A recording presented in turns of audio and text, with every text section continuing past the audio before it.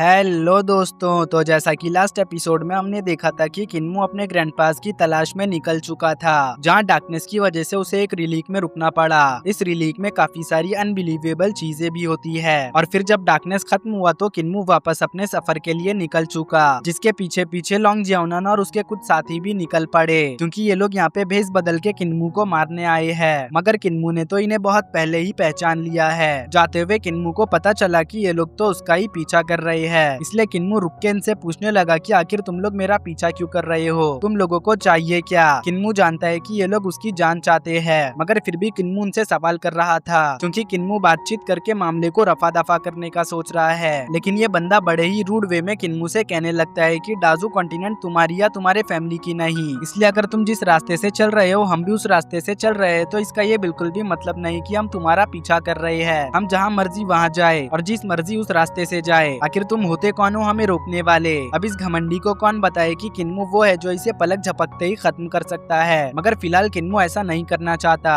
क्योंकि उसे अपने ग्रैंडपास को ढूंढना है। इसलिए अब किन्मू इन्हें इग्नोर मारते हुए अपनी मंजिल की ओर निकल पड़ा। रास्ते में कुछ विलेजर्स लास्ट नाइट के इंसिडेंट के बारे में चर्चा कर रहे थे। एक विलेजर बता रहा था कि कल रात को आसमान में पानी की लहर चल रही थी, जिन लहरों की बूंदे नीचे भी गिर रही थी। और तो और एक गॉड किंग अपने माउंट पे सवार होकर ड्रैगन टेम्पल के ड्रैगन्स को काट रहा था। उसके पास एक फायर ब्लेड भी थी, जो उन ड्रैगन्स के साथ साथ ड्रैगन किंग को भी काटने में सक्षम थी। ड्रैगन्स और उस माइटी गॉड किंग की लड़ाई वाकई में कमाल की थी, जो सब सुनकर किन्मू सोचने लगा कि अगर कल रात आसमान में पानी की लहरें थी तो फिर आखिर अब वो कहाँ चली गई। दरअसल वो जो पानी की लहरें थी वो गॉड किंग की वजह से थी। जिसने पिछला एपिसोड देखा होगा तो उसे पहले से ही ये बात पता होगी। इन विलेजर्स की बातों को सुनकर ड्रैगन किंग को भी कुछ धुंधला धुंधला याद आ रहा था, इसलिए वो सवाल करते हुए पूछने लग चुका कि आखिर कल रात ऐसा क्या हुआ जो मुझे याद नहीं। ड्रैगन किंग की इस बात पे किन्मू मुस्कुराने लगता है, मगर वो उसे कल रात की कहानी नहीं बताता, क्योंकि हो सकता है कि सच जानने के बाद ड्रैगन किंग खुद को संभाल ना पाए। अगले सीन में किन्मू ड्रैगन किंग पे सवार होकर ठीक डाजू रिवर के सामने आ चुका था, मगर वो फिलहाल डाजू रिवर के सोर्स में नहीं जाता, क्योंकि रात होने की वजह से डार्कनेस अपीयर हो चुका है। इसलिए किन्मू डाजू रिवर के सामने एक छोटे से विलेज जैसे जगह पे पनाह लेता है। यहाँ डेटी स्टैचू भी मौजूद है, इसलिए डार्कनेस किन्मू को चोट नहीं पहुँचा सकता। किन्मू के इस जगह पे आते ही लोंग जियाओनन की टीम भी यहाँ पे आ चुकी, जिस वजह से किन्मू का तो दिल कर रहा था कि वो इन्हें ठिकाने लगा दे। मगर उतने में ही यहाँ पे स्पिरिट पेपर्स आने लगे। ये पेपर्स किसी के मरने पे शोक मनाने के लिए यूज किया जाता है। साथ ही साथ यहाँ पे ठंडी हवा भी चल रही थी। अब पता चलता है कि ये तो अंडरवर्ल्ड के लॉर्ड है, जिन्हें आप लोग अंडरवर्ल्ड के एम्परर के इन्वॉय के तौर पे भी जानते होंगे, और इनका काम तो आपको पहले से ही पता होगा। अगर नहीं पता तो मैं बता दूं कि ये अपने पेपर बोट्स का यूज करते हुए सोल्स को कैप्चर करते हैं, फिर उन्हें रीइंकार्नेशन साइकिल में भेज देते हैं। दुनिया की हर एक सोल रीइंकार्नेशन से पहले इन्हीं के पास से होकर गुजरती है। मतलब अगर लॉर्ड चाहे तो किसी सोल को रीइंकार्नेशन में भेज भी सकते हैं और किसी को हमेशा के लिए भटकता हुआ भी छोड़ सकते हैं। अंडरवर्ल्ड के लॉर्ड को देखते ही डीमन किंग डूटियान को अपनी दुनिया की तबाही नजर आने लगी। हमें पता चला कि डीमन किंग डूटियान की दुनिया को बर्बाद करने के पीछे कहीं ना कहीं अंडरवर्ल्ड के लॉर्ड का भी हाथ है, क्योंकि अंडरवर्ल्ड के लॉर्ड ने अपने पेपर बोट्स का यूज करते हुए सभी डूटियान वासियों के सोल्स को कैप्चर कर लिया।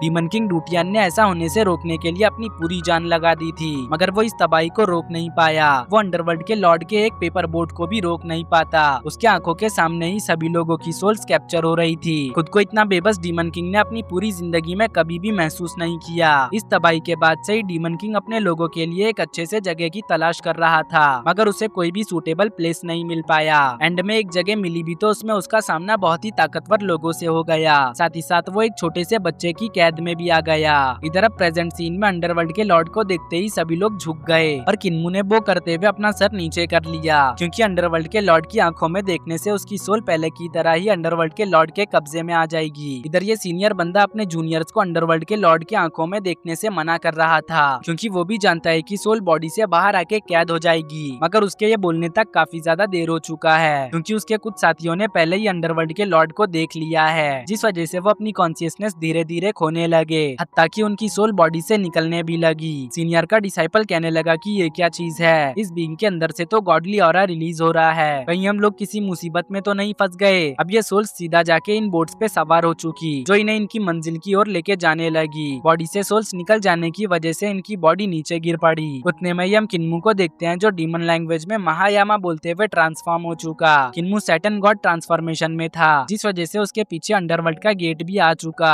किन्मू को इस तरह से लोंग जियाओनन चुपके से सर उठा के देख लेती जाती है। अब किन्मू आगे आते हुए अंडरवर्ल्ड के लॉर्ड के सामने खड़ा हो गया। तो अंडरवर्ल्ड के लॉर्ड किन्मू को देखते ही कहने लगे कि अच्छा तो ये तुम हो। अंडरवर्ल्ड के लॉर्ड ने किन्मू को सैटर्न गॉड ट्रांसफॉर्मेशन की वजह से पहचान लिया था। जैसे ही अंडरवर्ल्ड के लॉर्ड ने किन्मू को रिकॉग्नाइज किया वैसे ही किन्मू उन्हें ग्रीट करने लगा। जो देख के ये तीनों भी काफी ज्यादा हैरान थे। वो हैरानी के साथ किन्मू को ही देख रहे थे क्योंकि इन्हें यकीन नहीं हो रहा था कि किन्मू इतने पावरफुल बीइंग को भी जानता है। इधर किन्मू अपने ग्रैंडपास की एक पेंटिंग निकाल के अंडरवर्ल्ड के लॉर्ड को दिखाते हुए पूछने लगा कि क्या उन्होंने इन एल्डर्स को कहीं पे देखा। तो अंडरवर्ल्ड के लॉर्ड बताने लगे कि हाँ मैंने तुम्हारे इन एल्डर्स को देखा है। ये लोग केयरफ्री विलेज को तलाश कर रहे हैं। जो सुनते ही किन्मू खुश हो चुका क्योंकि फाइनली उसे ग्रैंडपास की कुछ खबर मिली। अभी किन्मू का खुश होना ही था कि तभी लॉर्ड बताने लगे कि मगर अफसोस वो लोग केयरफ्री विलेज को ढूंढ नहीं पाएंगे। वो लोग एक डेथ ट्रैप में फंस चुके हैं, इसलिए मुझे उनकी सोल्स कलेक्ट करने के लिए जाना होगा। जो सुनते ही किन्मू घबरा गया और फौरन ही केयरफ्री विलेज का पता पूछने लगा। तो लॉर्ड एक तरफ इशारा करते हैं जिसपे किन्मू सोचने लगा कि उधर तो फेंगडू है और पिछली मर्तबा तो उसे वहाँ पे केयरफ्री विलेज का दूर दूर तक कोई भी निशान नहीं मिला। तो इसी वजह से वो फौरन ही लॉर्ड से पूछने लगा कि आखिर असलियत में केयरफ्री विलेज है किधर, क्योंकि उधर तो फेंगडू है। लॉर्ड किन्मू के इस सवाल का कोई भी जवाब नहीं देते। वो अपना बोरिया बिस्तरा समेटते हुए यहाँ से जाने लगते हैं। ये देख के किन्मू को समझ नहीं आ रहा था कि अब उसे क्या करना चाहिए। लॉर्ड के जाते ही लॉन्ग जियोनन और उसके साथी उठ खड़े हुए। वो अब यहाँ पे सुकून की सांस लेने लगते हैं। मगर सीनियर के डिसाइपल को जरा भी चैन नहीं था। वो सीधा किन्मू को टारगेट करते हुए कहने लगा कि तुम्हें इस जगह के बारे में पहले से ही पता था, मगर फिर भी तुमने हमें यहाँ पे लाया। हम सब जानते हैं कि तुम हमें मारना चाहते हो। जिसपे किन्मू कोई भी पलट के जवाब नहीं देता। वो उल्टा पोलाइटली मास्टर और डिसाइपल से पूछने लगता है कि आखिर तुम दोनों हो कौन, क्योंकि तुम दोनों से मैं पहली बार मिल रहा हूँ। चलो अब बता भी दो कि तुम किस सेक्ट से बिलोंग करते हो। किन्मू यहाँ पे लॉन्ग जियोनन को पहले से ही जानता था, इस वजह से उसने उसके बारे में कुछ भी नहीं पूछा। किन्मू का सवाल सुनते ही यह मास्टर कहने लगा कि मैं और मेरा डिसाइपल स्टार डीपर टियानलुओ सेक्ट से बिलोंग करते हैं। मेरा नाम चियून है और मैंने सेक्ट मास्टर लुवो शिंगे के अंडर कल्टीवेशन करना सीखा है। उस दिन जब डाक्शियान में उस माउंटेन को डीमन कल्ट ने टेलीपोर्ट किया था तब उस पर मेरे मास्टर भी मौजूद थे, जिन्हें इंपीरियल एडवाइजर ने खत्म कर डाला। जो सुन के किन्मू कहने लगा अच्छा तो ये बात है, अब मैं यहाँ पे सब कुछ समझ रहा हूँ। तुम इंपीरियल एडवाइजर को मार नहीं सकते, इसलिए तुम मुझे मारने आ गए ताकि तुम्हारे दिल को सुकून मिल सके। क्यों मैं ठीक कह रहा हूँ ना। किन्मू के इस बात से यहाँ का माहौल इंटेंस हो चुका। दोनों पार्टीज अब लड़ने के लिए तैयार होने लगी। इस सीन को देखकर लग रहा था कि यहाँ कभी भी फाइट शुरू हो सकती है, मगर फाइट शुरू होने से पहले ही यहाँ पे कुछ अजीब आवाज आने लगी। ऐसा लग रहा था कि जैसे कोई मंत्र पढ़ रहा हो। इस आवाज की वजह से दोनों टीम्स शांत हो गई और आवाज की ओर देखने लगी। जिस तरफ से आवाज आई थी उस तरफ से एक तेज रोशनी निकल रही थी। साथ ही साथ अचानक से यहाँ पे मौजूद पत्थर भी हवा में उड़ने लगे। देखने से ऐसा लग रहा था कि जैसे मानो इस जगह पे किसी ने ग्रेविटेशनल स्पेल को कास्ट किया हो। मगर तभी हमें एक अजनबी बंदा बादलों से आता हुआ दिखा जो अमिताभा कह रहा था। अक्सर ये वर्ड मॉन्क्स कहते हैं, मतलब कि ये बंदा भी यहाँ पे मॉन्क है। उतने में ही सभी पर एक खतरनाक प्रेशर पड़ने लग चुका। साथ ही साथ में ये बंदा कहने लगा कि तुम लोग यहाँ पे डिस्टरबेंस क्यों क्रिएट कर रहे हो। जिसपे किन्मू कहने लगा भला हमने कहाँ कुछ किया, हम तो यहाँ पे बस ठहरे हुए हैं। क्या आप कहीं पर ठहरना भी डिस्टरबेंस क्रिएट करना हो गया। इस बंदे के बारे में आपको कुछ ही देर में पता चल जाएगा, इसलिए वीडियो को बिना स्किप किए पूरा देखना। किन्मू का ये कहना ही था कि तभी हम इस बंदे के पीछे एक जाइंट मंकी बीस्ट को देखते हैं, जिसे आप लोगों ने यकीनन पहचान लिया होगा। इस मंकी बीस्ट के हाथों में मैजिकल स्टाफ भी था। ये मैजिकल स्टाफ वही मैजिकल स्टाफ है जो मॉन्क टेम्पल का है। यहाँ दूर होने की वजह से और प्रेशर में होने की वजह से किन्मू इस मंकी बीस्ट को पहचान नहीं पाता, मगर उसे यह मंकी बीस्ट थोड़ा जाना पहचाना लग रहा था। इतने बड़े बीस्ट के साथ इस अननोन कल्टीवेटर को डार्कनेस में चलता हुआ देख ये बंदा तो हैरान था। वो कहने लगा भला ये बंदा है कौन जो डार्कनेस में इतने बड़े बीस्ट के साथ आसानी से चल पा रहा है। मुझे लगता है कि ये बंदा ऑलरेडी डिवाइन ब्रिज रिलम के पीक पर है। अगर ये बंदा हमें मारना चाहे तो अफसोस के साथ कहना पड़ रहा है कि हम बच नहीं पाएंगे। अभी इस बंदे का ये कहना ही था कि तभी इस जाइंट बीस्ट ने किन्मू को पहचान लिया, इसलिए वो उसे आवाज देने लगता है। जब किन्मू ने गौर से इस जाइंट बीस्ट को देखा तो उसने फौरन ही उसे पहचान लिया। वो समझ चुका था कि ये तो पहाड़ों में रहने वाला उसका दोस्त डीमोनेप है। डीमोनेप को देख के किन्मू काफी ज्यादा खुश नजर आ रहा था। वहीं डीमोनेप भी किन्मू से मिलके खुश था। अब किन्मू सवाल करते हुए पूछने लगा कि आखिर तुम यहाँ पे क्या कर रहे हो। जिसपे डीमोनेप जवाब देते हुए बताने लगा कि ये मैजिकल स्टाफ और ग्रेट मॉन्क मास्टर और ये मॉन्क मास्टर। जो सुन के आप लोगों लोगों को यकीनन कुछ भी समझ नहीं आया होगा, क्योंकि डीमन एप को अभी अच्छी तरह से ह्यूमन लैंग्वेज नहीं आती। मगर किन्मू डीमन एप का दोस्त होने की वजह से उसकी बात समझ जाता है, इसलिए कहने लगता है कि तुम कह रहे हो कि मॉन्क टेम्पल के मास्टर रुलाई ने तुम्हें टेक्निक सिखाई और ये लिटिल रुलाई ने तुम्हें अपना डिसाइपल बनाया, इस वजह से अब ये लिटिल रुलाई तुम्हारा मास्टर है। क्यों मैं सही कह रहा हूँ ना? जिसपे डीमन एप हाँ कहता है। दरअसल ये वही लिटिल रुलाई है जिसने डीमन गर्ल को जंजीरों से कैद करके रखा था, जिस वजह से लिटिल रुलाई को मेरिट्स मिलती थी। डीमन एप की बातों को इतनी आसानी से किन्मू को समझता हुआ देख डीमन किंग तो यहाँ पे काफी ज्यादा हैरान था। वो कहने लगा, आखिर तुम इतनी आसानी से इस मंकी की बातों को कैसे समझ पा रहे हो? उतने में ही लिटिल रुलाई नीचे आ चुके और उन्होंने अपना प्रेशर भी इन लोगों से हटा लिया। अब लिटिल रुलाई जैसे जैसे आगे बढ़ रहे थे वैसे वैसे हमें वो सीन्स दिखाई दे रहे थे जब किन्मू ने डीमन गर्ल को आजाद करवाया था। डीमन गर्ल को आजाद करवाने की बात की वजह से लिटिल रुलाई किन्मू से नाराज है। वो किन्मू से कहने लगे, अच्छा तो वो डेविल बच्चा तुम ही थे जिसने डीमन गर्ल को आजाद करा। जिसपे किन्मू हैरान होते हुए कहने लगता है, मतलब ये आपकी रियल बॉडी है। लिटिल रुलाई थोड़े थोड़े से मंकी जैसे दिख रहे थे, मगर फिलहाल इसके पीछे क्या राज है हमें नहीं बताया गया। ये सीन देख के लॉन्ग जियानन और उसकी टीम को लग रहा था कि अब तो किन्मू नहीं बचने वाला, इसलिए वो लोग यहाँ पे मनी मन खुश हो रहे थे। लेकिन किन्मू और अपने मास्टर को इस तरह से देख के डीमन एप कहने लगा कि ये मेरा भाई है। जिसपे रुलाई कहने लगते हैं, फिक्र मत करो, मैं इसे कुछ नहीं करूंगा, क्योंकि मेरा एक दुश्मन यहाँ पे आ रहा है, मुझे अभी उससे फाइट करना है। उनका ये कहना ही था कि तभी उनके दुश्मन की भी यहाँ पे एंट्री हो गई, जिसने अपने कैप को रुलाई के पास से गुजारा और उसे पहन लिया।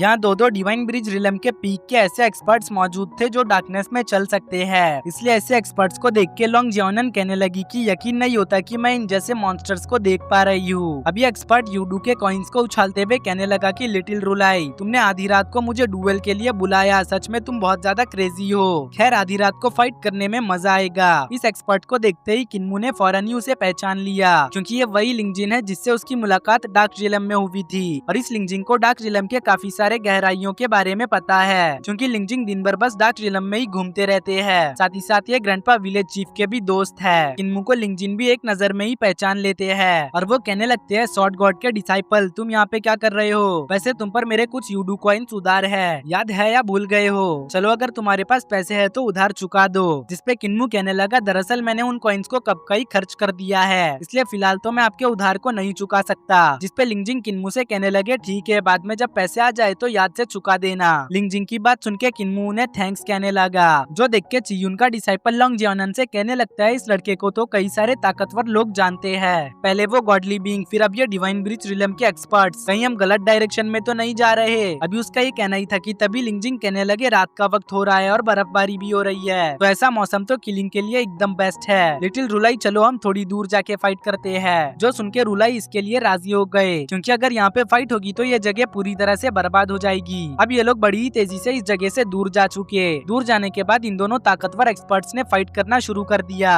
फाइटिंग के इम्पैक्ट साफ साफ यहाँ तक भी आ रहे थे। इवन की जो बर्फबारी थी वो पिघलकर बारिश में बदल गई, जो देख के किन्मू कहने लगा कि ये लिंगजिन और लिटिल रुलाई की डिवाइन एबिलिटीज है, जो बर्फबारी की रात को बारिश की रात बना रही है। जो कहने के बाद वो आराम से बैठ गया। वहीं लॉन्ग जियोनन और उसके साथी तो बस एक अच्छा मौका ढूंढ रहे थे कि वो कैसे भी करके किन्मू को मार सके। अब इसी तरह से ये रात भी बीत गई और अगले दिन यहाँ पे मौजूद जितने भी मैजिकल बीस्ट थे वो इस जगह से जाने लगे, जिस वजह से ये मौका लॉन्ग जियोनन को किन्मू पे अटैक करने का अच्छा लगा। इसलिए उसने अपने साथियों के साथ मिलकर एकदम से किन्मू की टीम पर हमला कर दिया। मगर किन्मू की टीम भी पहले से ही एक्शन के लिए तैयार थी, इसलिए वो लोग भी सीधा लॉन्ग जियोनन की टीम पर टूट पड़े। ड्रैगन किलिन यहाँ पे लॉन्ग जियोनन के बीस्ट को संभालने लगा। वहीं किन्मू डीमन किंग और डीमन एप के साथ मिलकर लॉन्ग जियोनन और बाकी के लोगों से फाइट करने लगा। यहाँ पे जिसके सामने जो भी आ रहा था वो उसके साथ ही फाइट करना शुरू कर दे रहा था। डीमन एप इस मर्तबा पिछली मर्तबा से ज्यादा ताकतवर दिखाई दे रहा है, क्योंकि उसके एक ही अटैक में चियुन हिल गया। किन्मू बहुत ही तेजी से चियुन के शॉट्स को डॉज करते हुए उसे घायल करके पीछे कर देता है। किन्मू की स्पीड चियुन को हैरान कर देती है, मगर तभी किन्मू ने ट्यूटर शॉट से चियुन के डिसाइपल का किस्सा तमाम कर दिया। ये बंदा पूरे रास्ते शोर मचा रहा था, लेकिन अब वो हमेशा के लिए कुछ भी बोल नहीं पाएगा। इधर किन्मू ने डिसाइपल को ठिकाने लगाया था कि उधर डीमन किंग ने उसके मास्टर को, दूसरी तरफ डीमन एप अपने मैजिकल स्टाफ से लॉन्ग जियोनन पे अटैक कर चुका। यह अटैक बहुत ही खतरनाक था, जो अगर लॉन्ग जियोनन को लग जाता तो लॉन्ग जियोनन बहुत ही बुरी तरह से घायल हो जाती। मगर उसकी किस्मत अच्छी थी कि उसने सही वक्त पे इस अटैक को डॉज कर लिया। अब जब उसने देखा कि उसका किन्मू को मारने का अटेम्प्ट फेल हो चुका है और उसके सभी साथी यहाँ पे मारे जा चुके हैं, तो वो रिट्रीट करने लगी। वो अपने बीस्ट के के साथ तुरंत ही यहाँ से दुम दबा के भाग जाती है। वहीं उसके साथियों की लाशों को रिवर में मौजूद बीस्ट खाने लग चुके। दूसरी तरफ किन्मू कह रहा था कि आज रात अंडरवर्ल्ड के लॉर्ड को कुछ और सोल्स मिल जाएंगे, मगर अफसोस लोंग जियोनन बच गई। वो सच में भागने में एक्सपर्ट है। पिछली मर्तबा टियानबाओ सिटी और डाक्शियन के बैटल में भी वो बच गई थी। लगता है उसने कोई काला जादू किया है। अभी किन्मू का यहाँ पे ये कहना ही था कि उसी वक्त इस जगह पे डीमन एप आ चुका, तो किन्मू उसकी तारीफ करते हुए कहने लगा कि डीमन एप तुम तो कमाल के हो, तुम पहले से भी ज्यादा ताकतवर बन चुके हो। तुमने एक ही स्ट्राइक में 7 स्टार जेलम के कल्टीवेटर चियून को पीछे धकेल दिया।